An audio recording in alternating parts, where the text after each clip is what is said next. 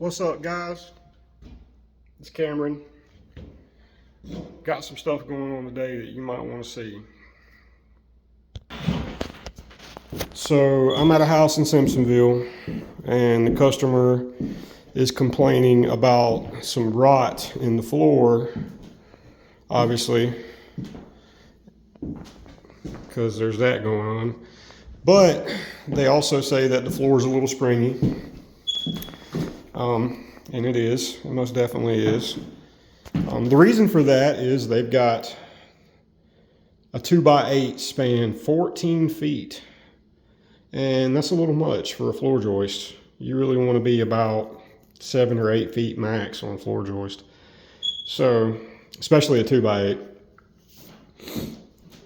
So I'm going to address that issue by running a beam from this end of the living room all the way that way, right in the center, to stiffen up this floor. And it's going to be kind of simple. I'm just going to run a double 2x8, put some cap blocks down, run some 4x4s, you know, brace it up. It'll be good.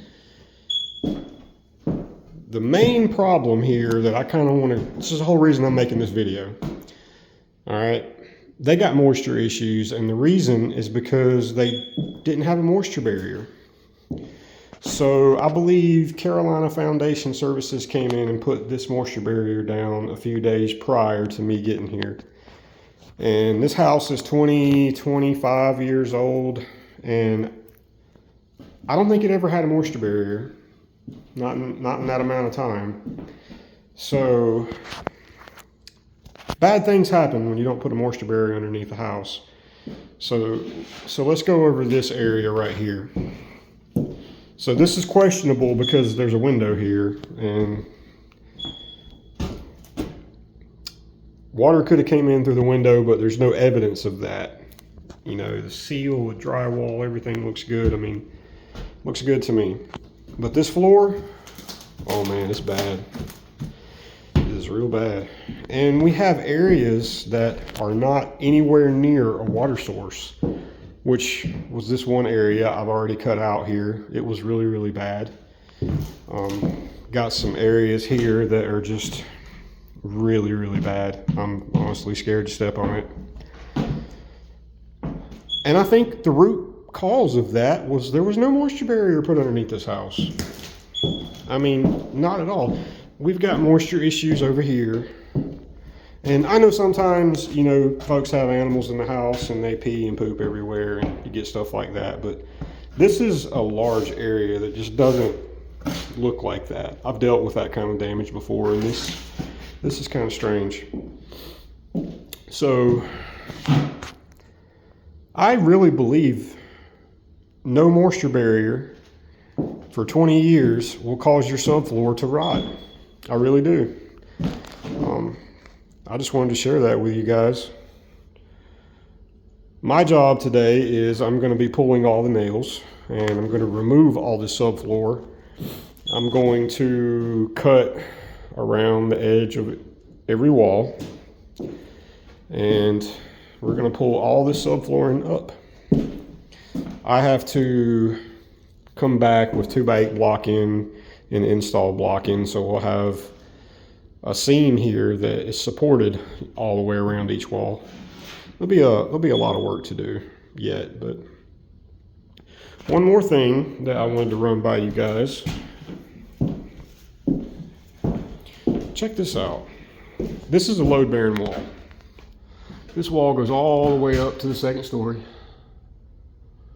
and it supports the roof, it supports floor joist, it supports ceiling joist. So it is a structural wall, and I have already been underneath installed that there are no joists ran underneath this wall whatsoever. When you frame a wall, all right, let me back up. When you frame a floor system, you have to look on the blueprints and see where all your parallel walls are, and you have to add a double floor joist underneath, directly underneath each wall, so you don't have issues like this. Okay, so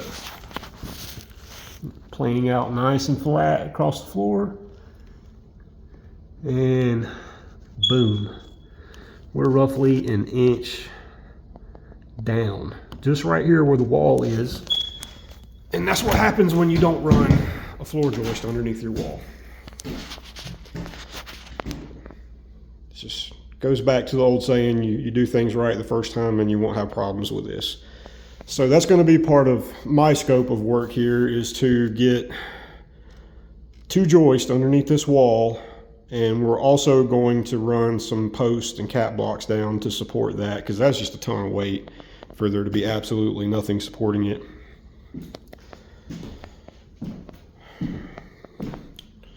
Going to get to tearing up the floor in the dining room, tear up the floor in the living room. We're going to go back with 3/4 inch Advantech. Yeah, that's what I'm going to use. Advantech's awesome stuff. It's got a wax coating. It's a kind of waterproof. It's good stuff.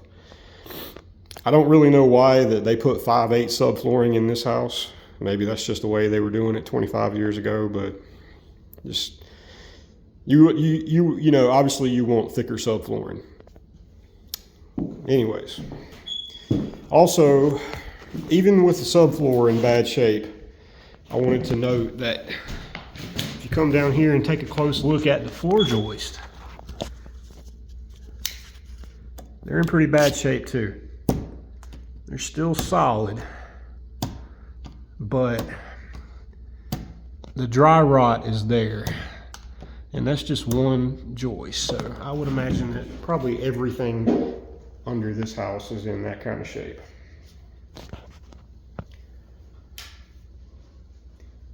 If this was my home, I would also replace the floor joist, but that is not in the customer's budget.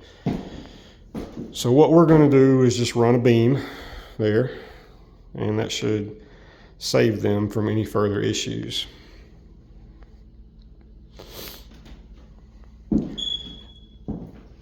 Guys, put a moisture barrier under your house. If you have an old house and nobody's made you do it yet, you need to do it, because you're going to run into these kind of issues. Just want to make everybody aware of that.